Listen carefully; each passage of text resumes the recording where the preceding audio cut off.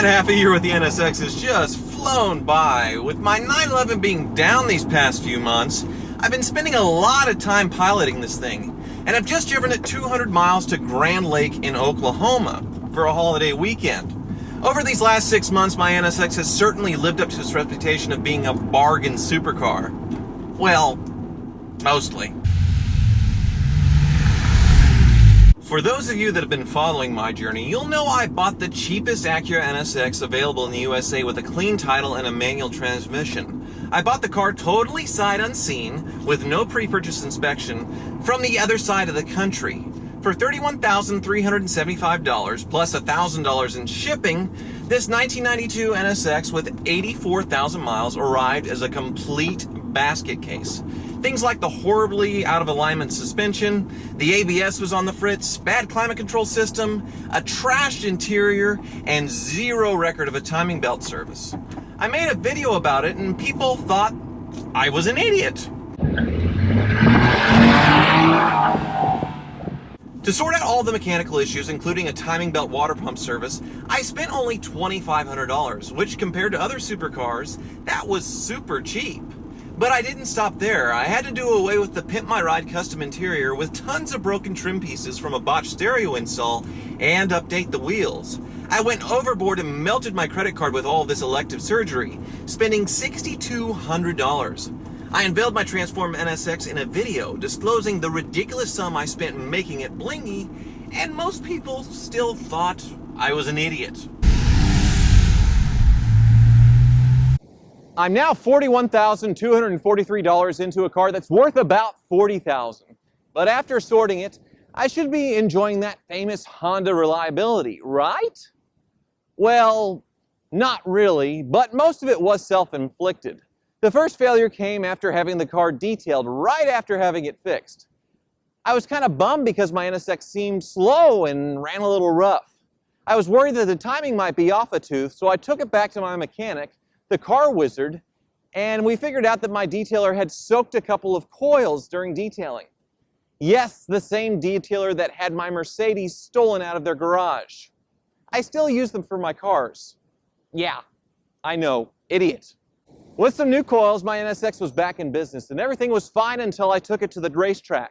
That morning, the air conditioner compressor decided to lock up so hard it violently stalled the car. It wasn't until I reached the track that I realized my NSX had tires from 3 different brands, and while the NSX performed great on the track, the tires were struggling. In my initial round of repairs, I chose to bypass the ABS system rather than fix it, and while trying to keep up with the cars that were a lot faster than me, I locked up the brakes and went off the track. This ruined my tires. Say it with me again, friends. Idiot! I now know that ABS is something that I need, but I haven't done anything about it yet. To replace the AC compressor, tires, along with 6 coils from the previous repair I talked about, I spent about $1,500 on the NSX, making my total investment now at around $43,000. Part of the reason I bought the NSX was because of that rapid appreciation, which I thought would start to happen right now, similar to like the air-cooled 911s or the first generation BMW M3. But in 6 months, prices seem to have stayed the same. One more time, everybody. You idiot! You stupid! But I'm not bummed about any of this because owning the NSX has been worth all the trouble. I've never had anything close to a supercar before, and that's been a life-changing experience. But the best part of having a car like this for the first time is I'm taking it to car events outside of my old Mercedes Club circles, and I've made some really good friends along the way. Friends that probably talk secretly behind my back and say that I am a giant Idiot. Now that I've had it for 6 months and taken it on its first long road trip, I have really gotten to know this thing well. Of course, there are a ton of things I love about this thing, but there's also some gripes I have as well. I know griping about owning a supercar is beyond ridiculous, and by doing this, some might think I'm even, well... You're an idiot.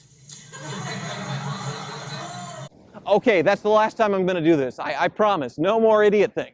First, let's go over 5 great things about this car. And I could focus exclusively on the awesome performance characteristics of this car for all 5 positives, but instead I will lump it into one bullet point.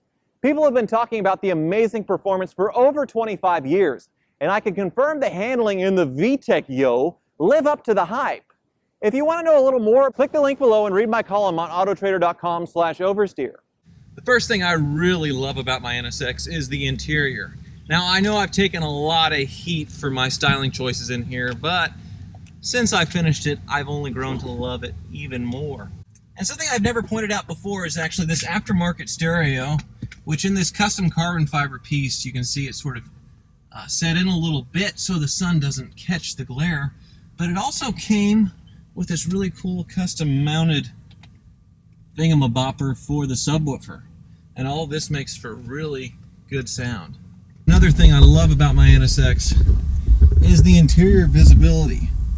Unlike a lot of supercars, you can't see out the back to reverse, or massive blind spots and all kinds of compromises, but really they designed this thing to be like an F-15 cockpit, and the visibility is excellent. Something else that makes the NSX way too practical is this rear trunk, which is super generous.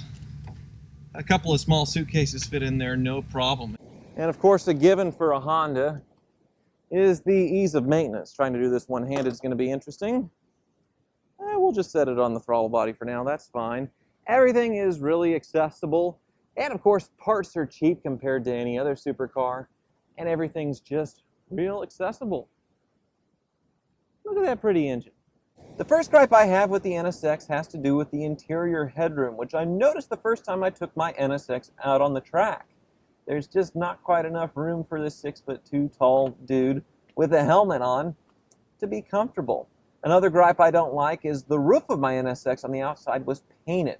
It seems like the rest of my car is original paint except for the roof, which should have been black. At some point in this car's life, somebody painted it red, which I really wish the whole car was original. I'm also not a big fan of this generic-looking gauge cluster, which you could find in any Honda or Acura back in the day.